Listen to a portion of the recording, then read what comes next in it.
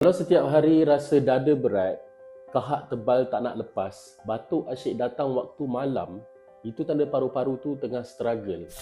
Badan bagi signal yang selama ni tuan-puan mungkin tak perasan. Punca sebenar dia selalunya daripada kahak lama yang dah tersumbat. Saluran nafas ni jadi radang dan paru-paru makin lemah sebab bertahun-tahun terdedah berdasap, habuk atau udara kotor. Kalau dibiarkan benda ni berlarutan, dia boleh jadi lebih serius.